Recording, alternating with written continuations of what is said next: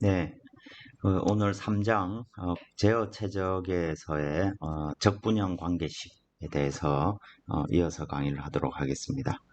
아마도 지난 시간에 했던 내용들을 이래 보시면 너무너무 생소하고 도대체 이걸 가지고 뭐 무엇을 어떻게 하자는 건지 잘 이해가 안 되는 측면들이 많이 있을 것 같습니다.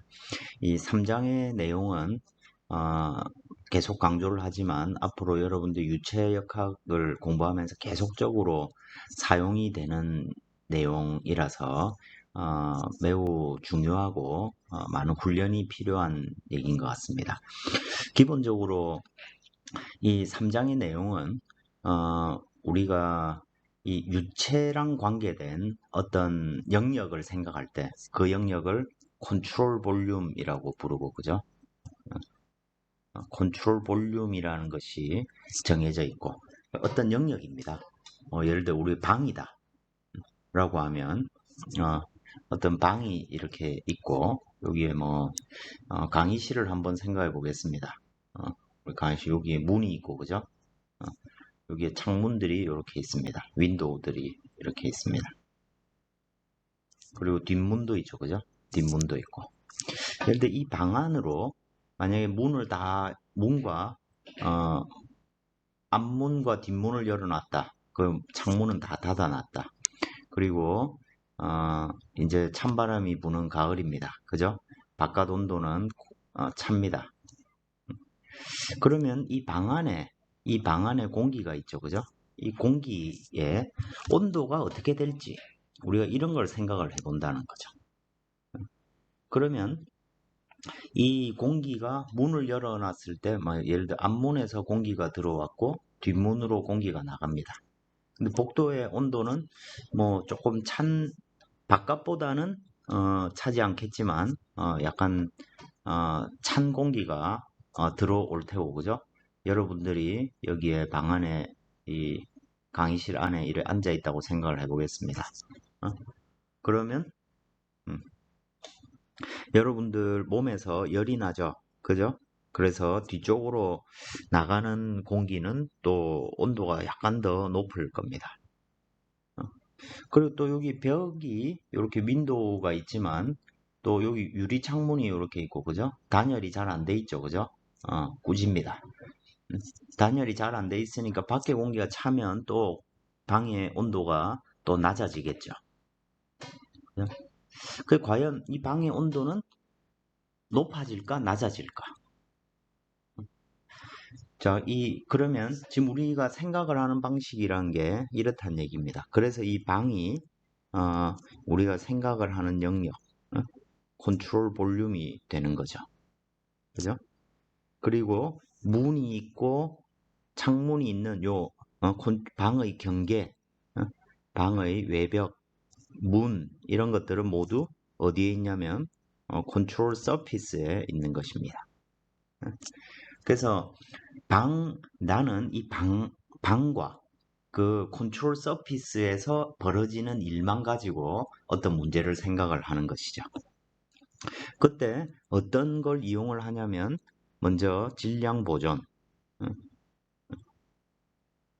매스의 보존을 먼저 생각을 합니다.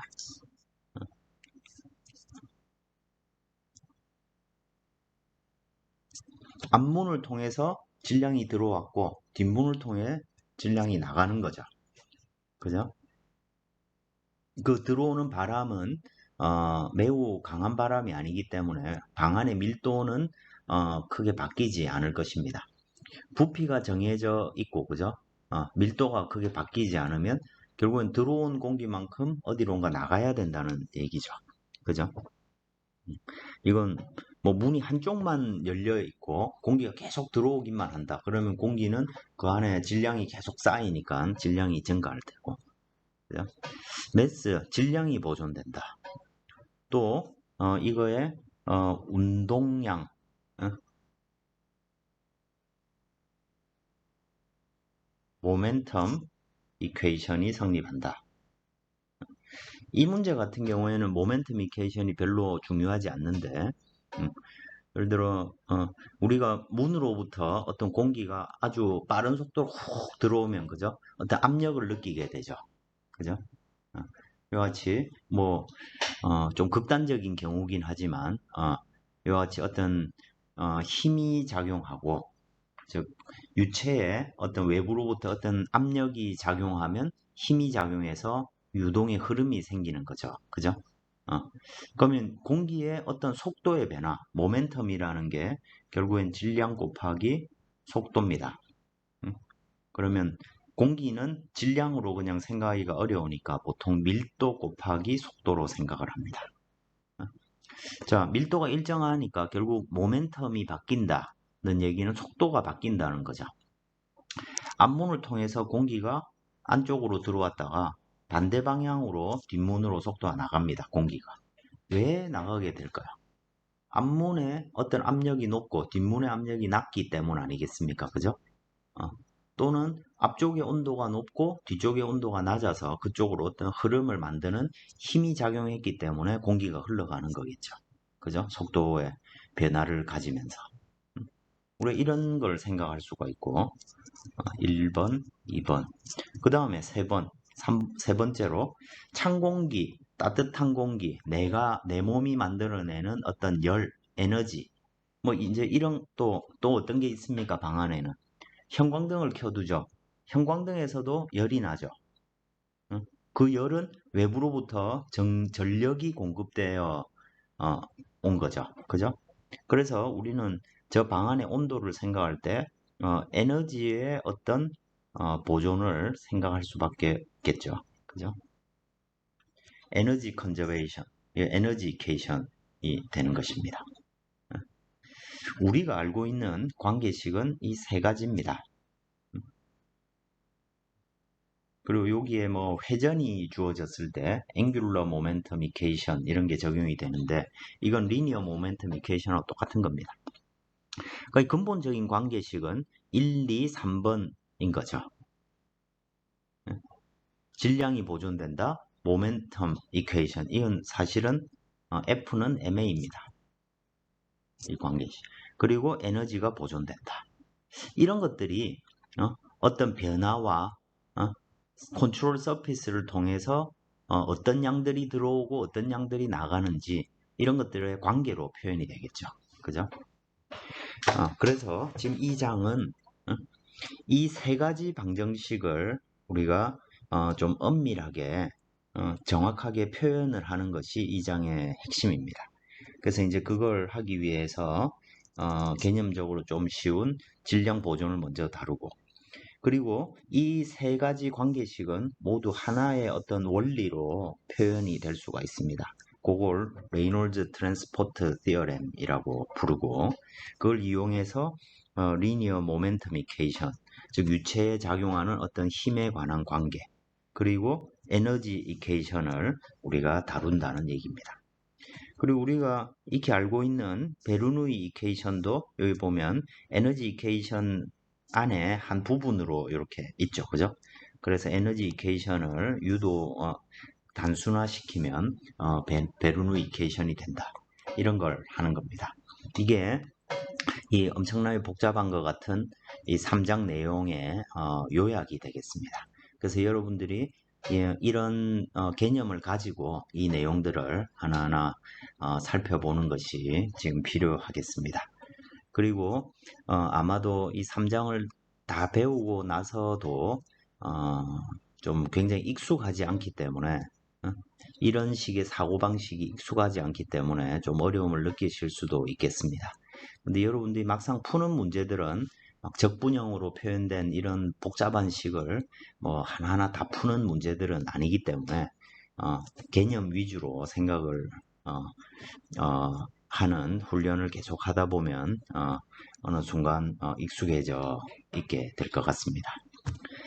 지난 시간 우리가 시스템에 대한 얘기들, 컨트롤 볼륨을 잘 잡는 게 중요하다. 그리고 이 컨트롤 볼륨은 움직일 수도 있다. 또는 부피가 줄어들거나 늘어날 수도 있다. 우리가 생각을 하는 영역입니다. 그 생각한 영역을 잘 잡는 게 중요하다. 이런 얘기였고 가장 먼저 한 게 이제 질량에 관한 보존이죠. 자, 질량에 관한 보존은 식을 이렇게 쓸 수가 있겠습니다. 자, 이 컨트롤 볼륨의 질량은 질량의 시간 변화율, 그죠?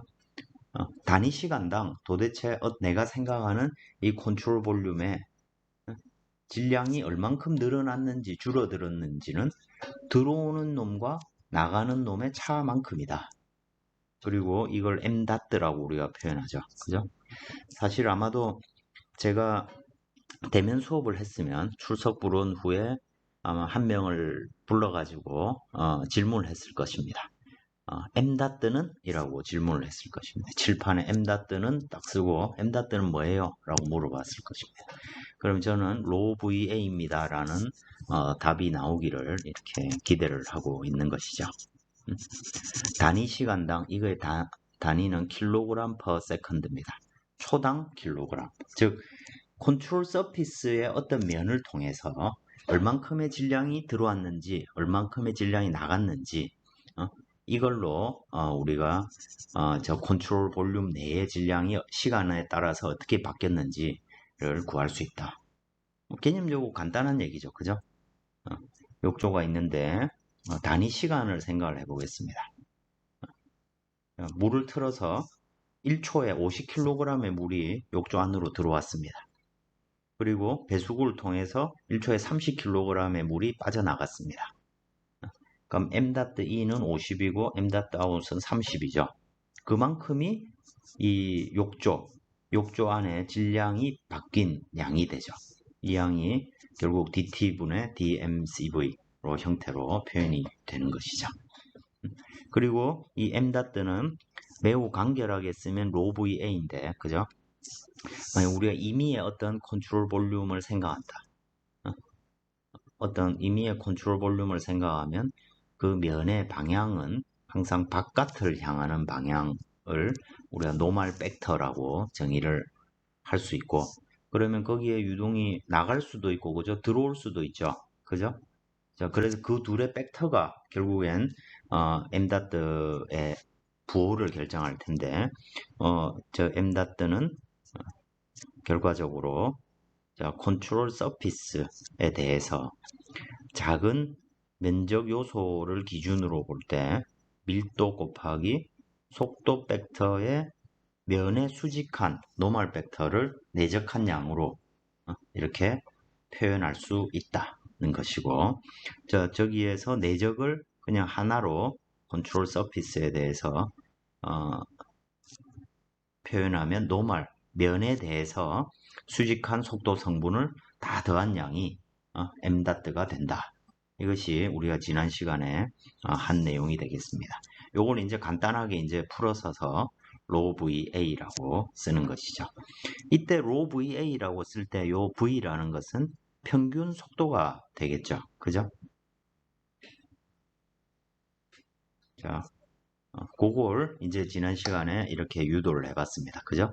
단위 시간당 입자가 면을 통해서 끊임없이 들어오는 거죠. 이 어떤 면을 통해서 유체 공기 입자가 계속 안으로 들어오는 것입니다. 꼭 공기일 필요는 없고 물이든 뭐든 어떤 유체가 그러면 총 들어온 양을 부피를 계산하면 그게 볼륨 플로 레이시 되고, 그죠? 단위 시간당 부피에 들어온 총 부피의 양이 되니까 그걸 계산하면 V 벡터, 노멀 벡터, 그죠? 면에 수직한 방향 벡터가 되는 것이죠. 그래서 인플로우는 자 보면 컨트롤 볼륨이 이렇게 있고 여기서 속도가 들어오고 여기서 유동이 나갑니다. 그럼 우리는 이걸 m다트가 들어오고 여기서는 m다트가 나가겠죠. 그죠? 근데 면에 수직한 노멀 벡터는 항상 바깥을 향한 벡터입니다. 그래서 인플로우는 마이너스가 될 테고, 그죠?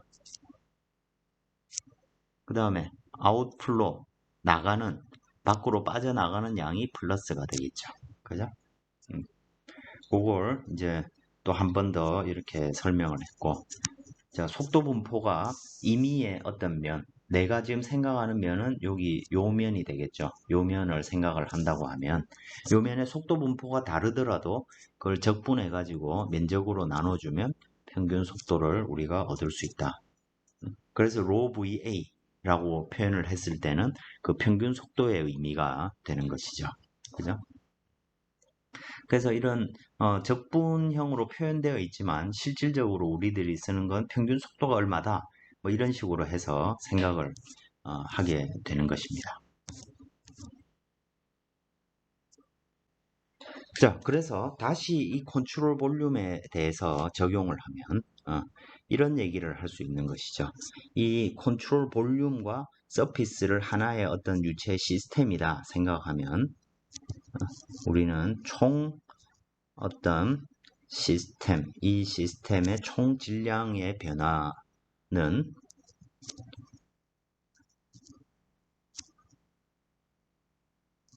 컨트롤 볼륨 내에 시간 변화율하고 그 다음에 컨트롤 서피스를 통해서 여기 dm 닷라고 쓰겠습니다. 이 둘의 합과 같고 그것들을 다 합친 놈은 0이 된다는 것입니다. 우리가 제일 앞에서 썼던 관계식이 이거였죠. 욕조 문제에서 컨트롤 볼륨은 m.in 마이너스 m.out인데 이걸 왼쪽으로 다 넘겨서 써보면 dt분의 dm 컨트롤 볼륨 마이너스 m.in 플러스 m.out은 0이 되는 거죠. 그죠? 그래서 이게 전체 시스템으로 놓고 보면 dt분의 d m 시스템의 질량이 되는 것이고, 그죠? 그리고 엄밀하게 m 밀도라는 질량이라는 놈은 여기 공간의 변화도 있을 수 있으니까 라운드 기호를 사실은 써야 되는 것입니다. 그래서 이게 D라고 쓰여져 있는데 사실은 라운드에가 더 맞는 의미가 되는 거죠. 그래서 우리가 어떤 고정되어 있는 컨트롤 볼륨에 대해서 질량 보존을 일반적으로 쓰면 이 식과 같이 쓰여질 수 있다는 것입니다. 이 식을 이제 한 번 더 풀어 써보면 m.in 플러스 m.out으로 표현되는 것이죠. 그죠? 그래서 이 들어오고 나가는 양을 하나의 패적분으로 우리가 표현한 게 rho v n da로 표현된다는 것입니다. 관계식이 이렇게 주어져 있고, 자, 그래서 저는 요렇게 기억하기를 여러분들이 기억하면 더 좋겠습니다. rho va를 바로 기억하기보다도 컨트롤 서피스를 통해서 모든 곳, 어디에서 들어와서 어디에 들어 나가는지가 지금 특정되지 않은 상태로 설명을 하고 있는 거죠. 그래서 작은 질량 요소가 컨트롤 서피스 어딘가로 들어오고 나간다는 표현이 컨트롤 서피스에 대한 적분 dm 닷트 이렇게 제가 표현을 하는 것입니다. 노멀 컴포넌트가 중요하다는 것이고 또 뭐 요걸 조금 더 저 적분을 조금 더 간단하게 써보면 우리가 스테디 플로다 라고 하면 이게 어떤 양이 시간에 대한 미분이 0이 되는 그런 상태입니다. 정지해 있는 상태, 즉 시간에 따라 바뀌지 않는 이라는 의미가 스테디입니다. 그럼 시간에 따라 바뀌는 놈은 뭐가 될까요? unsteady가 되는 거죠. unsteady 플로우면 시간에 따른 변화가 있다는 얘기입니다. 그래서 steady 플로우라고 하면 앞에 관계식에서 보다시피 이 컨트롤 볼륨 내에 들어있는 총질량, 총질량의 양이 일정하다는 얘기죠. 그죠? 시간에 따라 바뀌지 않으니까. 그러면 일정 컨트롤 볼륨 내에 총질량은 일정하다라는 상태를 생각하면 결국은 들어오는 질량과 나가는 질량이 똑같다는 얘기죠. 그래서 내가 어떤 유로를 생각할 때 이 빨간색 영역을 컨트롤 볼륨이라 생각하면 요 위의 표면을 통해서 예를 들어 2kg/s가 들어오고 또 오른쪽에 있는 곳을 통해 3kg이 들어왔습니다. 근데 스테디한다 하다 시간에 따라 바뀌지 않는다는 것은 출구를 통해서 5kg/s로 나가야 된다는 얘기죠. 그래서 이렇게 출구처럼 영역이 분명한 경우에는 우리가 이걸 개수를 더해서 그죠? 자, 들어오는 곳에 m들을 다 더한 거. 이 경우에는 뭡니까? 2 더하기 3이 되겠죠. 이거하고 나가는 곳에 총 구멍의 개수. 지금 하나니까 썸을 안 해도 되는데 일반적으로 쓰면 이렇게 쓸 수 있다는 것입니다. 나가는 곳은 5, 두 개가 같다는 거죠. 그죠? 그리고 m는 로 v 노멀 a도 노멀이라고 써야 하는데 이건 의미가 없고 인데 incompressible이면 비압축성 즉 압축이 되지 않는다는 얘기입니다. 비압축성이니까 결국엔 밀도가 일정한 그런 문제가 되는 거죠. 그러면 당연히 볼륨 플로 레이트 즉 유량이 일정하다는 얘기죠. 그죠? 이때는 들어온 부피랑 나간 부피가 똑같다는 얘기로 우리가 생각을 할 수 있을 것입니다. 또 다른 문제로 이건 관입니다. 앞에서 우리가 속도가 달라졌을 때 자, 문제를 읽어보겠습니다. 스테디, 정상 상태고 즉 시간에 따른 변화가 없다는 얘기입니다. 이거 비스코스, 점성, 즉 유체의 점성이 지금 있을 때 표면에서 속도는 0이 될 것입니다. 이런 조건을 no slip, 점성이 있으니까 표면의 속도랑 유체의 속도가 똑같아야 되겠죠. 그죠? 그렇지 않으면 미끄러진다는 거니까, 그죠? 미끄러지지 않는 조건이 주어져 있고, 이게 서큘러 튜브, 원형관입니다. 파이프 같은 거죠. 이때 axial velocity profile, 이건 유동이 x 방향으로 흘러가죠. 그죠? 자, 이 x가 파이프에 보면 중심선이고, 이걸 축 방향이죠. axial. 축 방향의 속도가 이와 같이 r의 함수로 주어져 있다. 예를 들어서 중심에서부터 먼 거리까지가 이제 속도 r이니까 만약 r이 0이다 라고 하면 그때 속도는 얼마냐면 u0가 나옵니다. 즉 중심에서 최대 속도를 이룰 텐데 그 최대 속도 값이 u0라는 얘기고 r이 r인 경우 즉 바깥 파이프의 바깥면이죠. 그죠? 요 위치에선 속도가 0이 되는 속도를 실제 실험을 하든지 뭐 또 나중에 아주 복잡한 이론을 배워가지고 이 속도 분포를 얻었다 생각해 보겠습니다. 그럼 그때 속도는 이 r의 함수로 이와 같이 주어졌다는 것을 지금 안다고 생각을 해보는 거죠. 이때 벽에서는 속도가 0이 되도록 노슬립 하도록 그리고 가운데에서 최대 속도로 주어져 있다는 것입니다. 그리고 이 유동이 레미나일 때 레미나 이건 측류 유동이라고 부르고 터뷸런트는 난류 유동이라고 부릅니다.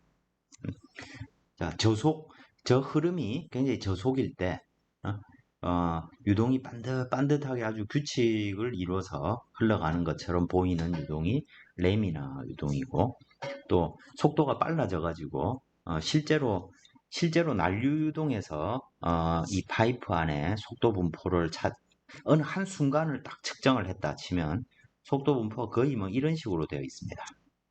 그런데 이것들을 어느 지점을 정해놓고 그 속도를 계속 측정한 다음에 평균을 얻어보면 속도 분포가 뭐 이런 식으로 얻어진다는 거죠. 자, 그런 평균적인 속도 분포가 이 m 값에 의해서 바뀐다는 얘기입니다. m은 레미나인 경우엔 2분의 1이고 터뷸런트일 경우엔 m이 7분의 1이더라. 뭐 이런 얘기입니다. 속도 분포가 이 곡률이 다르다는 얘기죠. 그죠? 이때 밀도가 일정하다 생각하고 평균 속도를 구해봐라. 평균 속도는 어떻게 구합니까? 밀도가 일정하니까 V average 곱하기 저 면 전체의 단면적이 지금 내가 생각하고 있는 면에 대해서 질량유량을 여기 밀도도 곱하면 질량유량과 똑같다는 것이고 질량유량은 로 VA로 표현되니까 결국에는 면 전체에 대해서 로 V DA를 적분하는 것이죠. 그죠? 근데 단면 크로스 섹션이 되니까 이 단면에 대해서 속도 벡터는 항상 수직입니다. 그죠? 그러니까 노멀 벡터랑 똑같은 거죠. 자, 이래서 밀도가 똑같으니까 결국엔 V average 속도 곱하기 면적은 이 속도 벡터 DA와 똑같다는 것입니다. 자, 근데 지금 우리는 요 단면을 옆에서 보면 이런 둥근 원이고, 그죠? 자, R이 이렇게 있을 때 같은 R이면 같은 속도를 갖게 되겠죠. 그죠? 자, 이런 적분을 우리가 할 때 많이 하는 게 뭡니까? 결과적으로 R 방향으로 적분을 해야 되니까 여기 어떤 띠를 생각하고, 그죠? 거기에 속도값이 똑같은 거죠. 그래서 이 면에 대한 적분은 0부터 캐피탈 R까지 적분을 하는데 속도 벡터는 U로 주어져 있죠. R의 함수로 표현된 U로 주어져 있고 그럼 이 면적 요소를 또 AR에 관한 식으로 표현을 해야 되죠. 어떻게 합니까? 이게 D의 원주가 2파이 R이고 거기에 두께가 DR이다. 이런 식으로 식을 표현하는 것이죠. 그죠? 그래서 속도가 주어져 있고 R의 함수로 주어져 있고 dA 면적 요소는 2파이 R dr로 주어져 있으니까 이 적분 수행하면 되죠. 그죠? 이 적분 어떻게 수행합니까? 1-R분의 R을 뭐 예를 들어 다른 어떤 값으로 Y라 두겠습니다. Y로 치환하면 결국 저 식은 Y의 M승 곱하기 뭐식이 뭐 이렇게 되겠죠. 그죠? 그래서 요 각각의 항들을 넣어서 적분하면 뭐 m 플러스 1 2분의 뭐가 나오고 m 플러스 1분의 뭐가 나오겠죠. 그래서 정적분 해보면 면적 파이 r 제곱으로 나누면 결국 평균 속도는 이와 같이 주어진다. 것을 알 수가 있습니다.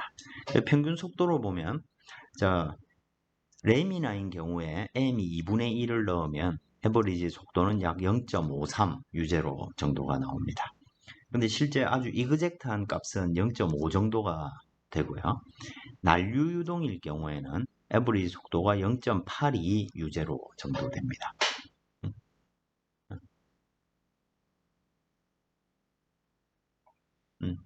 이거는 이제 뭐 이그젝트한 사실 값이 없긴 한데 실제로 보면 속도 분포가 층류일 때는 2차 함수의 모양을 가집니다. 그런데 난류 유동일 때는 속도 분포가 여기 이렇게 있다면 좀 더 납작한 이런 모양을 가지게 됩니다. 그래서 동그랗게 이렇게 생기는 게 아니고 이 중앙 부위가 약간 납작한 그래서 막 서로 혼란스럽기 때문에 평균적으로 보면 속도의 변화가 별로 없고 대신 많은 속도의 변화 차이가 요 벽 근처에서 발생하게 됩니다. 그래서 난류 유동이 되면 마찰 항력이 훨씬 커지게 되는 그런 것들이 있고 그런 그 마찰 항력 자, 어떻게 구합니까? 마찰 항력은 쉬어 스트레스는 점성계수 곱하기 du 이 문제 같은 경우는 dr로 되겠죠. 그죠? 자, 그래서 r 방향으로 기울기가 커지면 쉬어 스트레스도 크게 작용하겠죠. 그죠? 그래서 이 속도 분포를 가지고 쉬어 스트레스를 구할 수 있는 것이죠. 그래서 그 쉬어 스트레스가 단위 면적당 평행하게 작용하는 힘이니까 전체 면적 파이프 전 길이에 대해서 구하면 결국엔 마찰 항력이 어느 정도인지 이런 걸 찾아낼 수가 있게 되겠죠. 그죠? 자, 그래서 이 질량 유량 계산하는 거 연습용으로 이 문제를 바라봤습니다. 자, 다음 예제는 자, 이건 어떤 거냐면 지금 두 개의 여기 보면 two one dimensional inlet이라고 되어 있습니다. 자, 유동이 이게 큰 물탱크입니다. 근데 이 유동이 1번 인렛이 이제 입구죠. 그죠? 1번 인렛에서 유동이 들어오고 2번 인렛에서 또 유동이 들어오고 있습니다.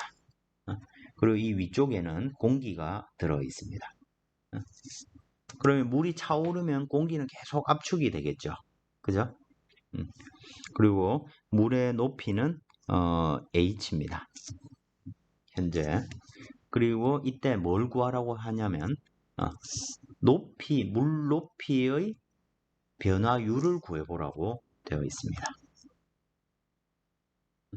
자, 1번 통로와 2번 인렛을 통해서 물이 어떤 율로 들어오는데, 그죠? 들어오고 그러면 당연히 높이가 올라가겠죠. 그죠? 물의 높이가 계속 올라가게 될 텐입니다. 그러면 결국엔 이 문제 같은 경우에 물의 부피가 계속 늘어나는 거죠. 내부에. 그죠? 물의 부피가 늘어난다는 것은 물의 질량이 계속 늘어난다는 얘기죠. 그죠? 그래서 질량 보존 관계를 이용해서 생각을 해보겠습니다. 답을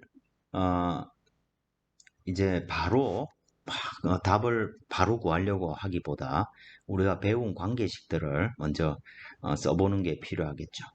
그래서 저 시스템 전체의 총 질량은 0이 될 텐데 이게 0이라는 얘기는 지금 저 안에 질량 탱크 안에 총 질량의 시간 변화율을 하고 그죠? 그 다음에 컨트롤 서피스를 통해서 들어오고 나가는 양의 합이 똑같다는 의미가 되겠습니다. 자, 그러면 여기서 문제에서 보면 이 관계식을 지금 구하라고 했으니까 그죠? 관계식을 한번 구해 보겠습니다. 그러면 여기서 질량 M 탱크의 질량은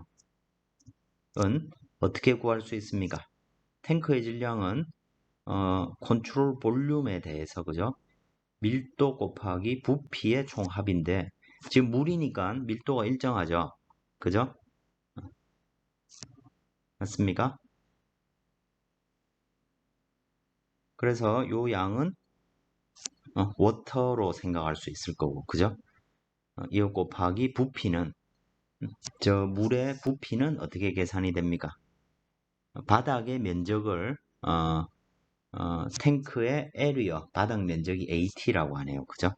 그러면 면적 곱하기 높이니까 AT, H 이게 탱크의 질량이 될 겁니다. 그죠? 그리고 자 DM.때 여기에는 이제 속도 분포가 주어져 있는 게 아니고 평균 속도가 주어져 있겠죠. 그놈을 V1 여기를 V2라고 하면 결국엔 로 VA로 표현할 수 있겠죠. 그죠? 그래서 컨트롤 서피스를 통해서 DM.를 계산하는 것은 그리고 이 문제는 컨트롤 볼륨 안으로 유동이 들어오는 거니까 결국 마이너스 부호가 붙어야 되겠죠. 내적을 하면 그죠? V 벡터와 노멀 벡터를 내적하는 거니까 마이너스 물의 밀도 로 V 그 다음에 1번 지점의 면적이 A1 여기가 A2라고 하면 로 V1 A1 그 다음에 밀도 V2 A2 이렇게 표현이 되겠죠. 그렇죠? 그래서 이 관계를 대입을 해보면 결과적으로 이 식과 같이 이게 질량 보존에 관한 관계식이고 그죠? 그럼 여기서 이 질량이라는 놈은 rho W ATH 하고 자, 컨트롤 볼륨을 이 탱크 전체로 했으니까, 그죠? 탱크의 총 질량은 물과 공기의 밀도일 겁니다. 공기의 질량일 겁니다. 그죠? 그러면 공기의 밀도가 로 A라고 두고, 그럼 요 공기의 부피는 H-H니까, 그죠? 높이가, 그 면적을 곱하면 공기의 총 질량이 나올 겁니다. 물의 질량하고 공기의 질량 두 개를 딱 합쳐서 이렇게 보니까 여기에서 여기에서 어떤 관계식이 성립을 합니까?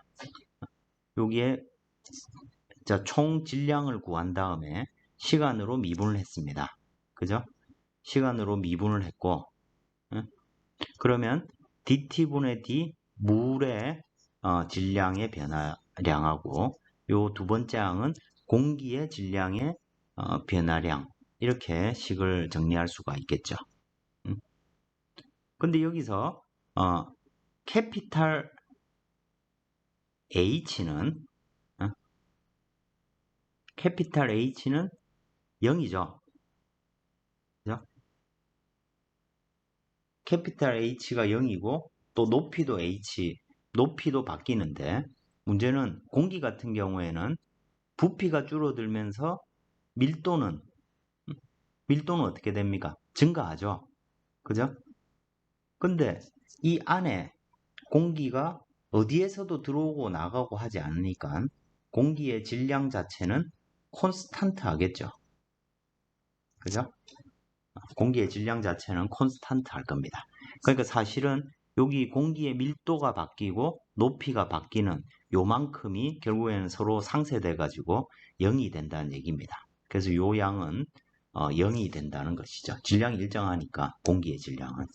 그래서 사실 이 컨트롤 볼륨의 총 질량의 변화율은 물의 질량 변화량과 똑같다는 얘기입니다. 왜냐면 물만 들어왔으니까, 그죠?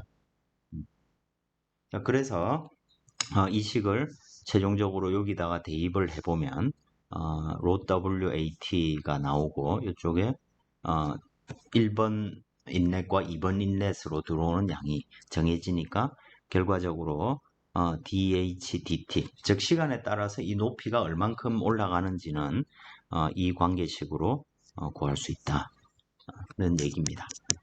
사실 이거는 뭐 간단한 얘기죠. 들어오는 질량을 총 알고, 그죠? 그 다음에 면적으로 나누면, 밀도와 면적으로 나누면 결국엔 높이가 나오는 거죠. 그죠? 그게 시간에 따라 어떻게 바뀌는지가 결정되는 것이고, 그 다음 B번 문제는 뭐 너무너무 간단한 얘기죠. 그럼 이제 관계식이 최종적으로 보면 로1, 로2, 로 워터 다 똑같죠? 물이 들어왔으니까, 그죠? 그래서 다 상쇄하고 나면 결국에는 바닥의 면적을 그냥 볼륨 플로 레이스로 나눈 놈과 같다는 얘기입니다. 그러면 볼륨 플로 레이스는 속도 곱하기 면적이니까, 그죠? 면적은 어떻게 구합니까? 저 관이 직경이 D1, D2로 주어져 있다. 그러면 그 단면적은 4분의 파이 D 제곱으로 주어지는 거죠. 그래서 그 각각을 이렇게 계산을 하고 주어진 속도가 곱하면 볼륨 플로 레이스를 결정할 수 있고 이걸 가지고 이 값을 대입해 보면 0.015가 되는 것이죠.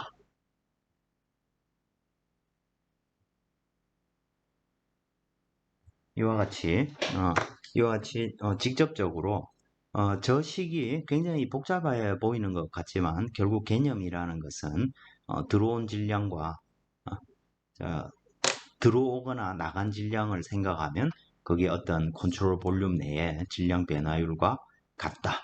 뭐 이런 결론을 얻게 되는 것이죠. 문제를 놓고 보면 사실 개념적으로 매우 간단한 문제라고 우리가 생각을 할 수 있을 것 같습니다.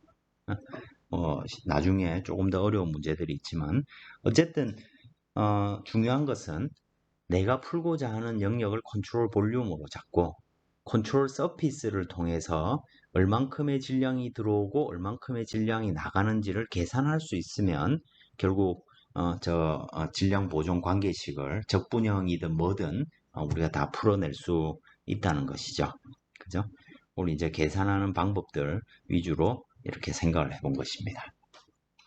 자, 지금까지 질량에 대해서 이런 관계식을 자, 우리가 생각하는 어떤 시스템의 총 질량은 변하지 않는다. 이게 질량 보존인데 사실 이것이 의미하는 바는 라운드 T 컨트롤 볼륨 내에 어떤 질량의 변화율하고 컨트롤 서피스를 통해서 질량 유량이 나간 양과 같다. 이것이 질량 보존이 되겠습니다.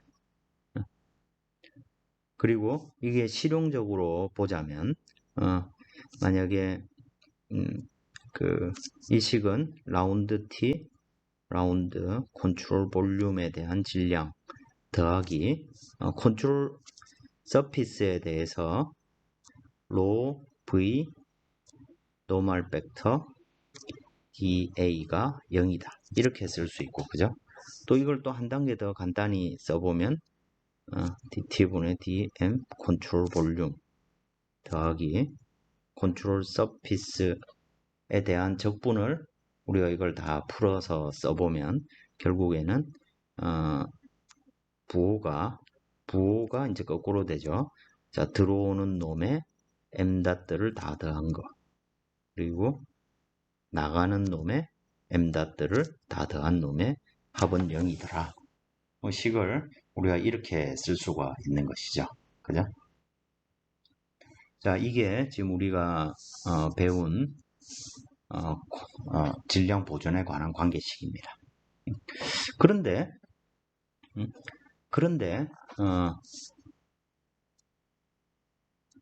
컨트롤 서피스가 이렇게 생각해 보겠습니다.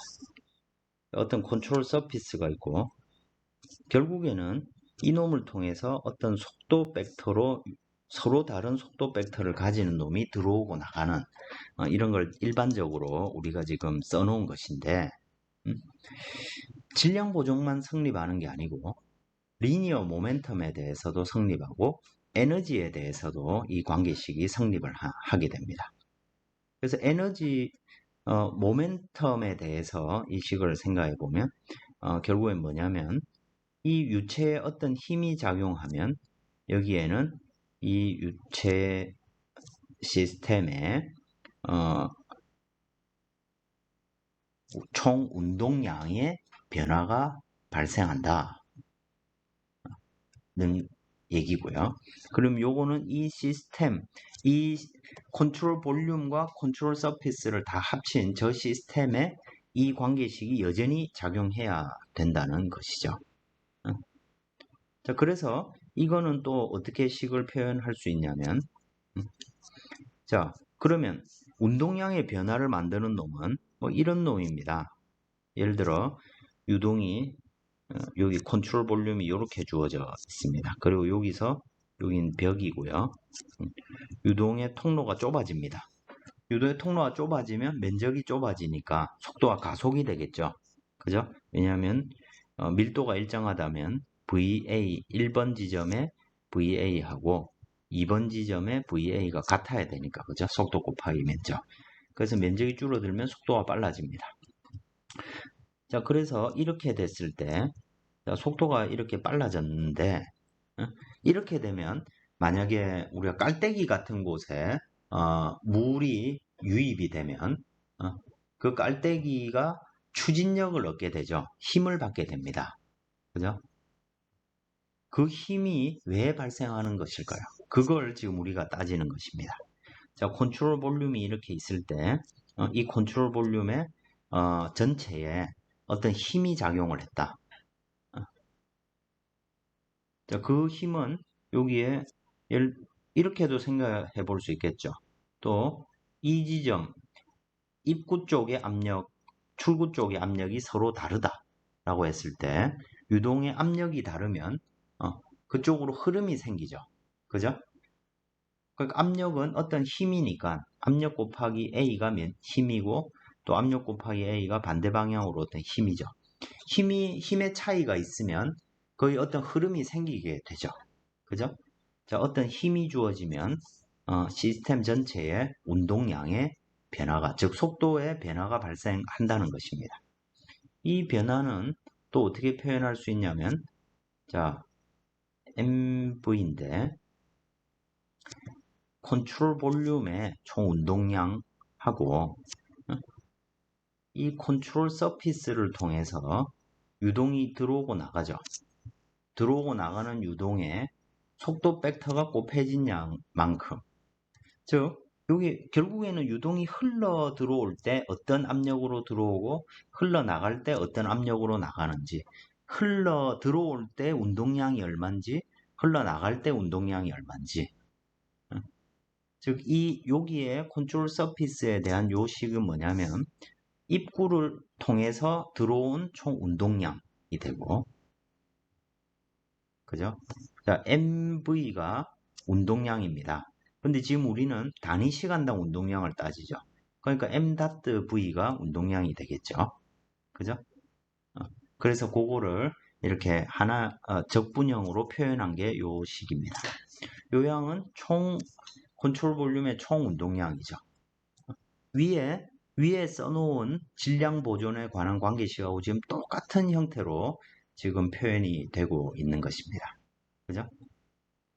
그리고 이 힘은 압력으로 인한 힘일 수도 있고 마찰로 인한 힘일 수도 있고 중력일 수도 있고, 어쨌든 그 힘이 무엇이든지 간에 결국 이 컨트롤 볼륨 전체에 작용하는 어떤 힘이 있을 때 그 힘은 컨트롤 볼륨 내부의 어떤 총 운동량을 바꾸기도 하고 또는 컨트롤 서피스의 어떤 몸 운동량의 유출입과 연관되기도 한다는 얘기가 되는 것이죠.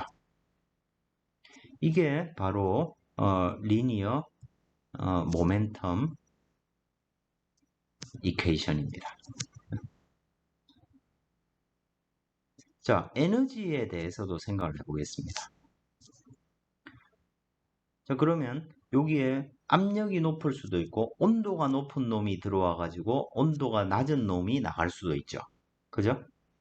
자, 그러면 자, 우리가 에너지 보존, 에너지 컨저베이션을 생각해 보겠습니다. 그러면 어떤 시스템이 오래 있을 때 이 시스템의 총 내부 에너지의 변화량은 뭐하고 같습니까? 연력학에서 주어진 열과 주어진 외부에 하는 일의 차만큼이 에너지의 변화량이 되는 거죠. 그죠? 자, 이걸 단위 시간당으로 생각을 하면 어떻게 표현됩니까?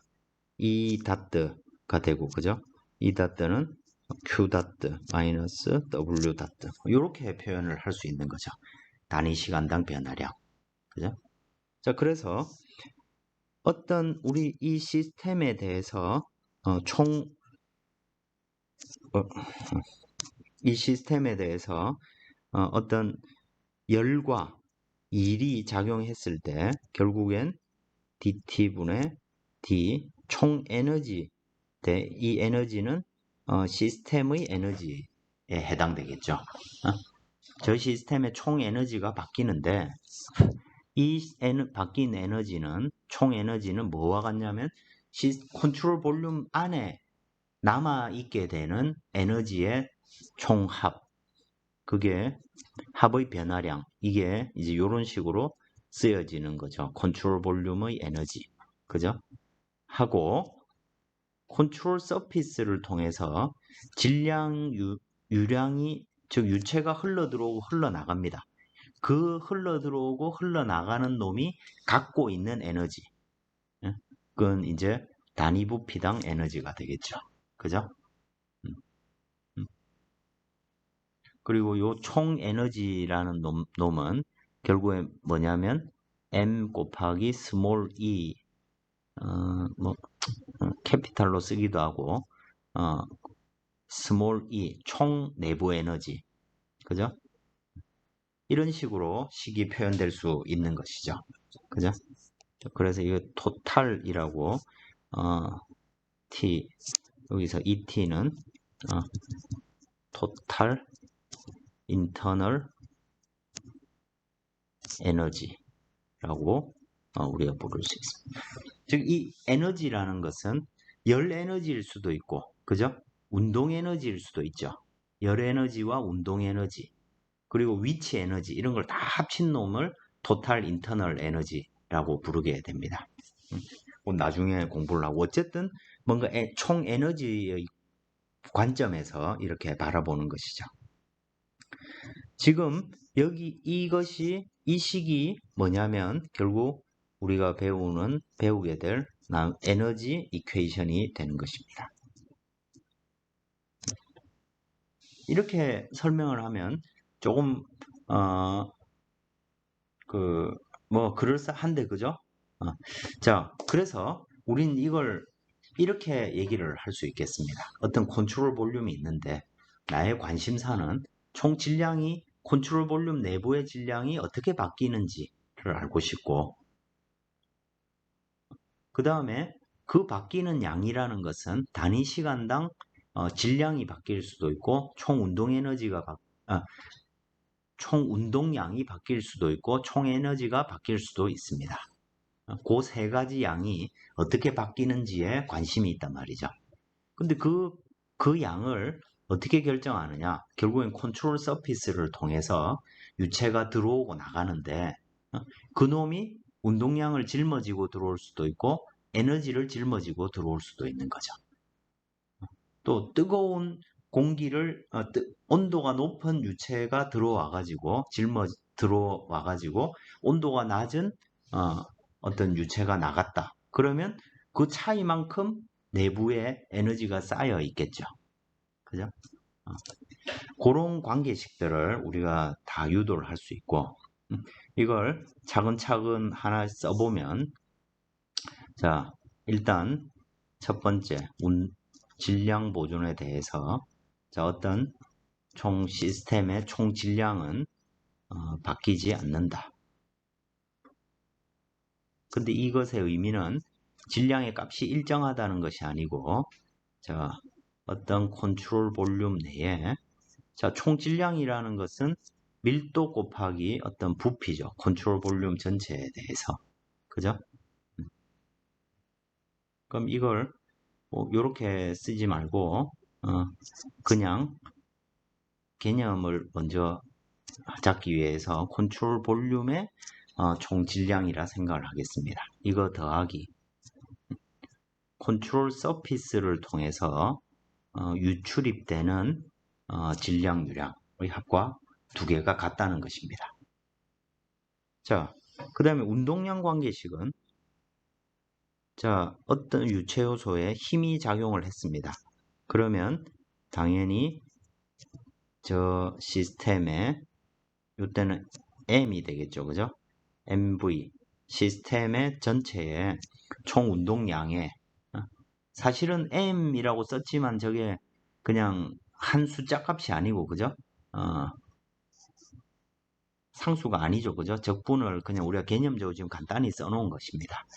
이것이 결국 운동량의 변화를 힘이 작용하면 운동량의 변화가 생기는 거고 운동량이 바뀌었다는 것은 어디선가 힘이 작용했다는 얘기죠. 자, 이 놈은 뭐와 같냐면 라운드 T분의 라운드. 그러면 컨트롤 볼륨 안에 있는 총 운동량은 속도 벡터 곱하기 질량 요소를 다 더한 놈이죠. dm. 그죠? 근데 이 dm이라는 것은 로 곱하기 부피로 표현될 것입니다. 그죠? 이렇게 쓸 수 있는 거죠. 그래서 컨트롤 볼륨 내에 이 속도 벡터가 각 지점마다 다 다를 수 있죠. 유체의 흐름이. 그죠? 방에 공기가 흐른다. 그러면 모두가 똑같은 속도로 흐르는 것이 아니고 입구 쪽에선 공기의 속도가 빠를 테고 앞문으로는 공기가 빨리 들어오고 뒷문으로는 공기가 나가니까 그죠? 각 지점마다 속도가 다 다를 겁니다. 이걸 이제 통으로 묶어서 이렇게 나중에 쓰고 여기는 MV 벡터 컨트롤 볼륨이라고 쓸 수 있고 그 다음에 컨트롤 서피스를 통해서 유체가 흘러오거나 흘러나갑니다. 그럼 그놈이 짊어지고 오는 운동량, 이걸 V 벡터로 쓸 수가 있겠죠. 그죠? 이런 식이 이 운동량 관계식이 될 겁니다. 그리고 이 앵귤러 모멘텀 이퀘이션은 뭐냐면, 앵귤러 모멘텀이 뭡니까? 우리가 보통 H는 R 벡터 곱하기 MV. 그 이제 말 그대로 어떤 운동량이 있는데 이게 모멘트를 만들어내는 성분이죠. 앵귤러 모멘텀. H가 앵귤러 모멘텀입니다. 그러면 우리는 이런 얘기를 할 수 있죠. 자, 어떤 힘이 가해지면 운동량의 변화가 발생한다. 어떤 물체에 모멘트가 작용하면 뭐의 변화가 발생한다? 앵귤러 모멘텀의 변화가 발생한다. 이 두 관계식이 성립하죠. 그죠? 이건 뭐 여러분들 동력학 할 때도 매우 중요하고, 그죠? 팽이의 운동이라든지 아니면 뭐 천체의 운동, 그 다음에 어떤 뭐 줄에다가 돌덩이를 달아서 뱅글뱅글 돌릴 때, 응? 그죠? 줄의 길이가 짧아지면 속도가 빨라지죠. 이런 거 설명할 때 이 각운동량을 이용합니다.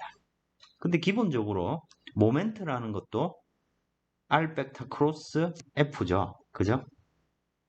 그래서 이 앵귤러 모멘텀에 대한 관계식도 앵귤러 모멘텀, 어떤 모멘트가 작용하면, 어떤 유체 요소의 모멘트가 작용하면 결국 각운동량의 R 크로스 속도 벡터 MV, 그죠?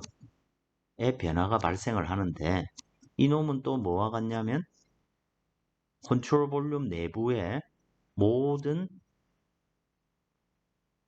각운동량을 다 더한 놈의 변화하고 컨트롤 서피스를 통해서 유동이 들어오거나 나갈 때 R 크로스 V라는 양과, 즉 총 어떤 운동량이 유체가 회전하면서 들어오거나 회전하면서 나간다.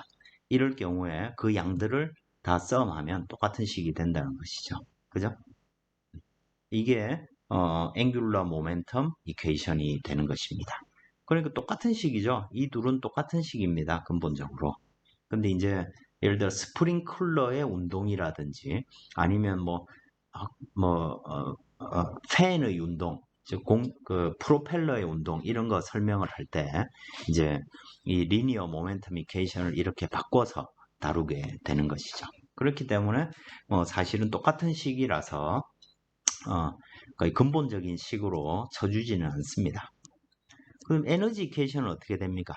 에너지 이퀘이션은 어떤 시스템에 단위 시간당 열이 주어지거나 그 시스템 외부에 어떤 일을 한 차이만큼이 저 시스템의 총 에너지, 요걸 그냥 질량이 곱해진 놈으로 그 식을 똑같이 하기 위해서 요걸 M 곱하기 ET라고 쓰겠습니다. 어떤 시스템의 총 내부 에너지의 변화를 만들어낸다는 것이죠. 근데 이놈은 컨트롤 볼륨에 대해서 총 내부 에너지의 변화량, 컨트롤 볼륨 내에 총 내부 에너지가 증가했는지 감소했는지 하고, 컨트롤 서피스를 통해서 유체가 들어오죠. 유체가 들어오거나 나갑니다. DM 닷으로. 그죠? 그놈이 갖고 들어오는 총 운동 에너지의 차이의 합이 전체 시스템의 내부 에너지의 변화량과 같다. 이렇게 식을 쓸 수가 있는 것이죠. 그죠? 이 식을 가만히 들여다보면 묘하게, 그죠?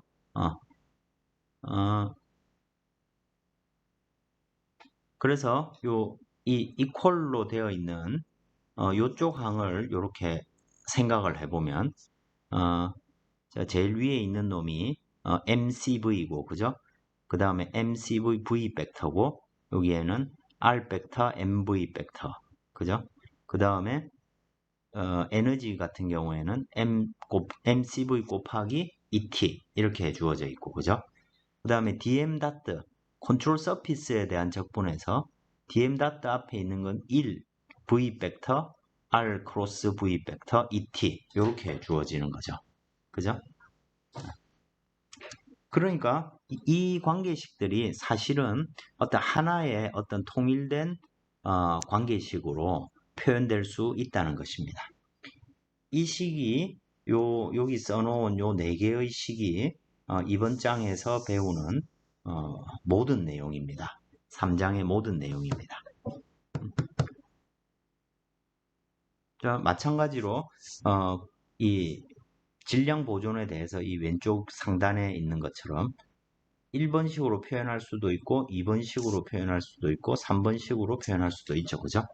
그러면 모멘텀 이퀘이션에 대한 거, 에너지 이퀘이션에 대한 것도 1, 2, 3 이런 식으로 다 표현할 수가 있게 되겠죠.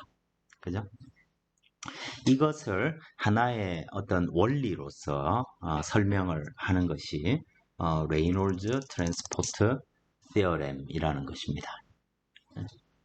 그래서 그걸 앞에 여기 가만히 보면 자, 방금 했듯이 이 레이놀즈 트랜스포트 시어렘이라는 것은 어떤 시스템 어널리시스를 컨트롤 볼륨 어널리시스로 바꾸는 행위입니다. 즉 어떤 시스템, 즉 공기 컨트롤 볼륨과 서피스를 둘러싼 이 전체가 하나의 시스템이 된다면 그걸 이제 컨트롤 볼륨 내부의 상태를 기준으로 우리가 생각을 하도록 식을 바꾼 거죠. 그죠? 그래서 이건 어떤 개별적인 매스라기보다는 어떤 영역에 관한 얘기가 되고 그것들 어떤 양의 타임 디리버티브, 즉 단위 시간당 어떤 변화가 어떻게 발생하는지 그런 것들을 일반적으로 표현한 이론이 되겠습니다. 여기서 이제 이 컨트롤 볼륨이 뭐 이렇게 고정되어 있는 컨트롤 볼륨일 경우, 그리고 컨트롤 볼륨 자체가 어떤 속도를 갖고 움직이는 경우, 그리고 컨트롤 볼륨의 부피가 바뀌는 경우, 이 각각에 대해서 식들이 조금씩 달라지게 되는데 그것들은 아주 국부적인 차이에 불과합니다. 상대 속도 개념이 필요한 거죠. 자, 이것들을 이제 일반적으로 그래서 사실 이 레이놀즈 트랜스포트 시어렘 이걸 일반식으로 이렇게 외울 필요는 없는 것인데 자, 여기서 우리가 어떤 유체의 어떤 특성을 캐피탈 B라고 썼습니다. 그럼 요거는 이제 뭐 에너지라든지 모멘텀이라든지 뭐 이런 게 되겠죠. 그죠? 그리고 단위 질량당 이 양의 단위 질량당 어떤 양을 베타라고 두는 것이죠. 자, 우리가 앞에 썼듯이 총 운동량은 MV 벡터가 되고 이걸 질량으로 나눈 놈은 V 벡터가 되죠. 이놈이 이제 베타가 되고 이놈이 캐피탈 B가 된다는 것입니다. 이걸 이제 인텐시브 밸류라고 부르고 어떤 유체의 단위 질량당 B의 양을 나타내겠죠. 그러면 뭐 어떤 이 빨간색 컨트롤 볼륨이 어떤 시스템이 이렇게 있는데 이 빨간색이 어떤 시간 t에서의 시스템입니다. 근데 t 플러스 델타 dt 즉 이 컨트롤 볼륨이 어디론가 지금 움직여 가고 있는 아주 일반적인 상황입니다. 그죠? 뭐 멈춰 있는 게 대부분일 텐데 그죠? 컨트롤 볼륨이 쭉 이렇게 움직인다고 생각을 하더라도 달라질 건 없는 거죠. 자, 그러면 자, 캐피탈 컨트롤 볼륨 내에 B라는 양의 총 질량은 어차피 베타라는 게 단위 질량당 양이니까 그죠? 베타 곱하기 DM으로 나타낼 것이고 그죠? 또 이건 밀도로 표현하면 질량 요소라는 건 밀도 곱하기 부피 요소니까 그죠? 베타로 DV로 표현될 것입니다. 그래서 이 총 컨트롤 볼륨 내에 캐피탈 B라는 양의 변화율이라는 것은 dt분의 d BCV가 될 테고 이놈은 적분형으로 표현하면 이렇게 표현될 수 있다는 것입니다. 그리고 나가는 곳, 요 바깥을 여기를 생각을 해보는 거죠. 요 나가는 요 영역 같은 경우에는 속도가 밖을 면의 수직한 벡터를 기준으로 볼 때 어떤 면과 그 속도 벡터가 이루는 각을 세타라고 치면 결국엔 VR 코사인 세타 DA가 되겠죠. 그죠?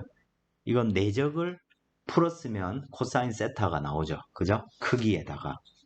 그리고 이때 VR은 상대 속도가 될 것입니다. 컨트롤 서피스가 움직이는 속도, 실제 속도에서 그 서피스가 움직이는 속도를 뺀 양이 상대 속도가 되겠죠. 결국 거기에다가 밀도를 곱한 이 양이 뭐가 되는 것입니까? 이놈이 dm 다트가 되는 것이죠. 그래서 베타 곱하기 dm 다트. 들어오는 것도 똑같은 형태로 표현이 될 것입니다. 그죠? 그래서 우리는 총 어떤 시스템의 캐피탈 B, 어떤 양, 이 B는 뭐 질량이 될 수도 있고 운동량이 될 수도 있고 총 에너지가 될 수도 있죠. 그래서 이 시스템 전체의 변화율이라는 것은 컨트롤 볼륨 내의 그 양의 총합의 시간 변화율하고 컨트롤 서피스를 통해서 들어오고 나가는 양이 되겠죠. 그래서 요거는 컨트롤 서피스를 통해서 베타 dm 다트 이렇게 쓸 수가 있는 것이죠. 그렇게 되고 그래서 이 식을 다시 정리해 보면 뭐 앞에 쓴 식하고 똑같습니다. 그래서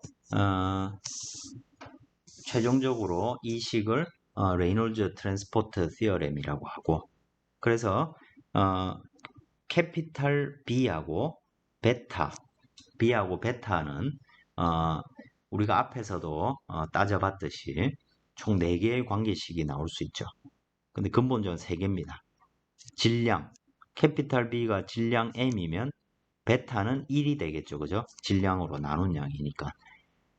총 운동량, 리니어 모멘텀은 MV 벡터입니다. 질량으로 나누니까 V 벡터가 되고 총 에너지는 캐피탈 E고 토탈 인터널 에너지는 스몰 e로 뭐 앞에서는 ET라고 썼습니다. 토탈을 의미하기 위해서. 그리고 앵귤러 모멘텀 H라는 놈은 어떤 양입니까? R 벡터 크로스 MV 벡터 이렇게 되는 양이죠. 모멘텀 이퀘이션과 똑같습니다. 이놈을 질량으로 바꾼 양. 이게 각 자리에 저 B와 베타 자리에 대입을 하게 되면 결국 우리가 원하는 근본식을 얻게 되는 거와 같다는 얘기가 되겠습니다. 그래서 요거 이제 하나의 식으로 표현했다 뿐이지 앞에 여기서 우리가 요 박스 안에 정리해 놓은 이 식이 실제 우리가 쓰는 식이 되겠죠. 그럼 이제 남은 문제는 저 힘을 어떻게 구할 것이고 모멘트는 어떻게 구하고 유체에 들어오는 외부의 열량은 뭐고 이 시스템이 외부에다 하는 일은 뭔가 이런 걸 이제 하나하나 알아가면 되겠죠. 이게 레이놀즈 트랜스포트 시어렘이고 요게 이제 결국 컨트롤 볼륨에 대한 인테그럴 릴레이션이 되는 것입니다.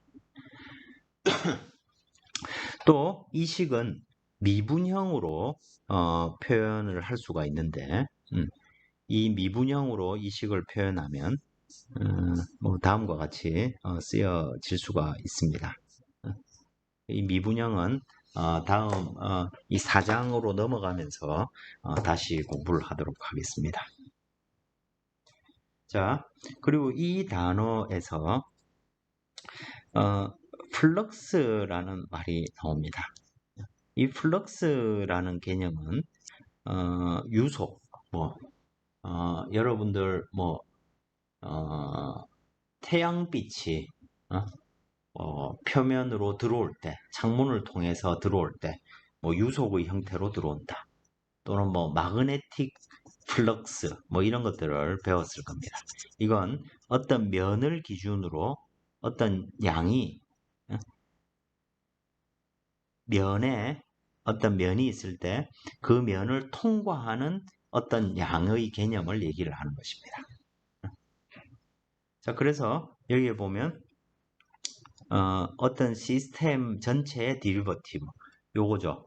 저 dB 나누기 오버 dB 오버 dt라는 것은 컨트롤 볼륨 내에서 그 양의 어떤 변화율하고 플러스 컨트롤 서피스를 통한 네트 플럭스.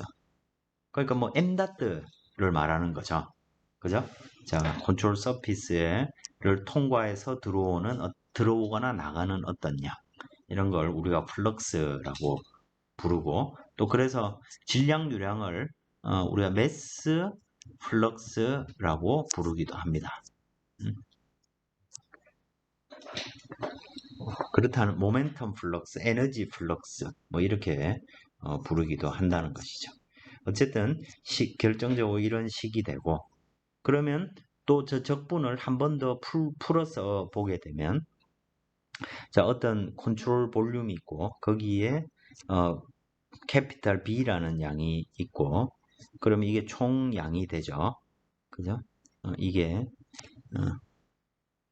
그리고 나가는 곳, 나가는 곳, 들어오는 곳, 거꾸로 나가는 곳, 들어오는 곳. 그래서 플러스 여기 마이너스 뭐 이렇게 되어 있습니다. 그죠?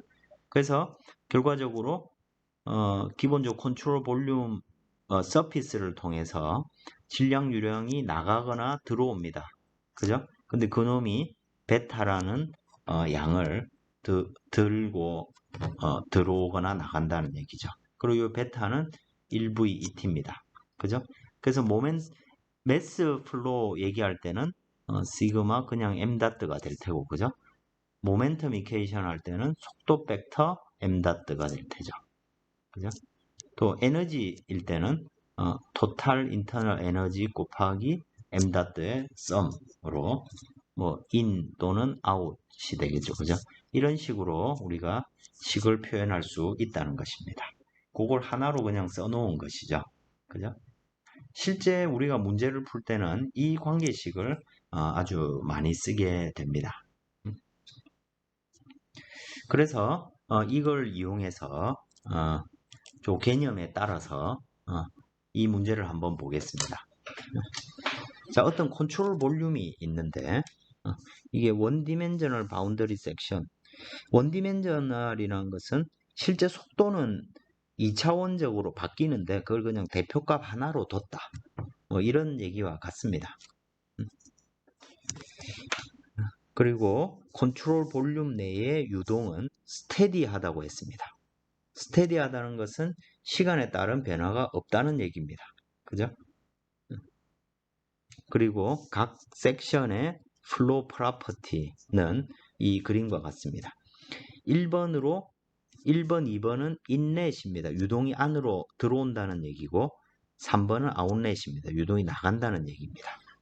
밀도는 800으로 다 일정하네요. 그죠? 인컴프레서블입니다. 비압축성 유동입니다.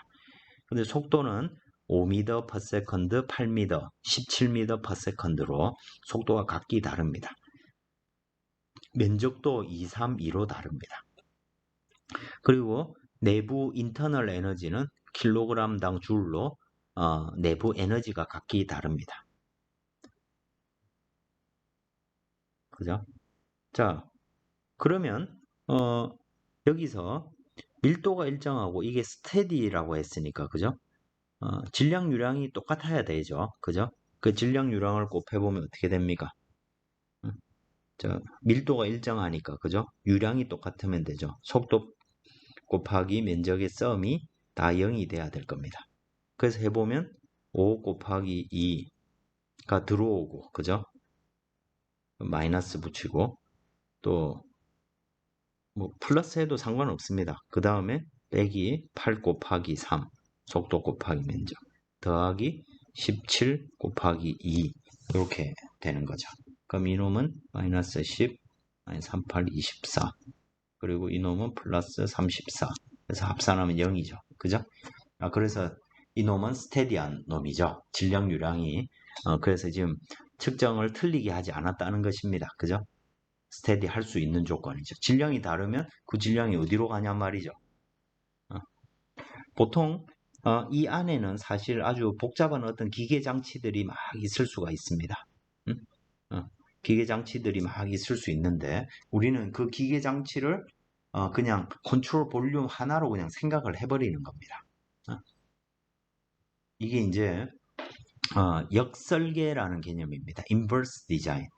그러니까 뭔가 내가 어떤 외국에서 이게 아주 우리나라 좀 한참 개발할 때 외부에서 어떤 기계를 가져와 가지고 그 기계를 뜯어보는 기본적인 방식입니다. 뭔가 내가 그 기계 안에다가 기름을 뭐 10리터를 집어넣었는데 최종적으로 나오는 건 뭐 매연 5리터하고 뭔가 나머지 어떤 변화된 어떤 물질 5kg이 나왔단 말이죠. 그럼 이 안에서 도대체 무슨 짓을 했는지 우리가 알 수가 없을 때 밖에서부터 그죠? 큰 것에서부터 우리가 그 안을 계속 추적해 들어가는 방법이 될 수 있겠죠. 그죠? 그래서 블랙박스처럼 생각을 하는 것입니다. 뭔지는 모르지만 이걸 이제 들어오고 나가는 양만 가지고 우리가 생각을 해보는 거죠. 그럼 이때 뭘 구하라고 했습니까? 에너지의 변화율을 구해보라고 했습니다. 이 시스템에. 그죠? 그러면 저 시스템의 에너지의 변화량은 dt분의 d 캐피탈 E로 주어질 수 있겠죠. 그죠? 총 에너지를 따져보라고 했습니다. 그죠? 시스템에. 근데 이놈은 어떻게 됩니까? 라운드 T, 라운드 에너지 컨트롤 볼륨 더하기 컨트롤 서피스를 통해서 어떤 토탈 인터널 에너지가 주어지고 거기에 dm.가 곱해진 이런 형태로 지금 표현이 될 겁니다. 근데 이 문제는 스테디라고 했으니까 이놈은 0이 될 겁니다. 그죠? 그래서 이 시스템의 총 에너지의 변화율이라는 것은 들어오고 나가는 에너지 다 구하면 되죠. 그죠? 순서대로 구하면 됩니다. 1번 지점은 인넷이니까 마이너스가 딱 붙을 거고, 그죠? 자, 거기에서 총 인턴 에너지가 E가 들어온다고 했습니다. 그죠? 그래서 E1이고 그 다음에 M.는 어떻게 됩니까? 로 VA죠. 그래서 로1 V1 A1이 될 테고 그죠? 2번 지점은 또 마찬가지로 플러스 E2 로2 V2 A2 그 다음에 E3 로3 V3 A3 이렇게 표현되겠죠. 그죠? 근데 여기서 밀도는 다 똑같은 값이라 했고 속도가 다 주어져 있고 그죠? 그 다음에 면적도 다 주어져 있죠. 요거 대입해 가지고 계산을 해보면 지금 이 컨트롤 볼륨 그 컨트롤 볼륨의 이 총 에너지의 균형을 알 수 있게 되겠죠. 그죠? 이런 방식으로 우리가 근데 뭐 레이놀즈 트랜스포트 이케이션이 지금 얘기하면서 바로 이 에너지 이케이션을 얘기를 했는데 기본적으로 질량 보존에 관한 관계식하고 근본적으로 다를 바 없는 관계식으로 표현이 되는 것이죠. 그래서 여기에 보면 그 직접 산수를 직접 해보면 이 시스템에 대해서 계산을 해보면 마이너스 0.24 메가줄 퍼 세컨드 줄 퍼 세컨드라는 것이 와트죠. 그러니까 이거는 마이너스 0.24 메가와트의 값이 된다는 얘기입니다. 이건 무슨 말일까요? 그러면 결국에는 저 시스템에 대해서 dt분의 de 어떤 시스템에 대한 것이 마이너스 0.24 메가와트라고 했는데 이놈은 결국엔 저 시스템의 열과 일의 차이만큼이 되겠죠. 그죠? 이게 에너지 보존 법칙이죠. 그죠? 그러니까 분명히 이 시스템에 만약에 이 시스템이 아무런 일도 하지 않는다고 하면 결국에는 이 시스템 외부로 저 0.24만큼 에너지가 빠져나간다는 얘기가 되는 것이고, 저기 일을 한다고 하면 0.24메가와트만큼 외부에 어떤 일을 해줬다는 얘기가 되겠죠. 그죠? 그걸 우리가 알 수 있게 되는 것입니다. 그죠? 분명히 바깥 이 장치 어딘가에는 일을 하는 장치가 있거나 아니면 열을 뺏어 먹는 어떤 장치가 있다는 것이죠. 그죠? 그런 걸 우리가 이 해석을 통해서 알 수 있는 것이죠. 그죠? 또 여기 주어져 있는 요런 양들은 로, V, A, E 이런 양들은 우리가 바깥에서 어떤 저 컨트롤 서피스에서 측정이 가능한 것들이죠. 그죠? 즉 측정 가능한 양으로 우리가 컨트롤 볼륨의 어떤 내부의 변화량을 찾을 수 있게 된다는 것입니다. 이게 이제 이 장에서 이 챕터 3장에서 우리가 어떤 문제를 접근하는 방법론이 되겠습니다. 자, 다음 예제 문제로 한 문제를 남겨두고 복습용으로 그 다음 시간에 뉴턴의 제2법칙, 이건 이제 리니어 모멘텀에 대한 어떤 관계식들을 구하는데 그 힘이라는 것이 도대체 뭔가, 그걸 이제 우리가 정의를 하겠다는 얘기입니다. 그런 형태로 이어 진행하도록 하겠습니다.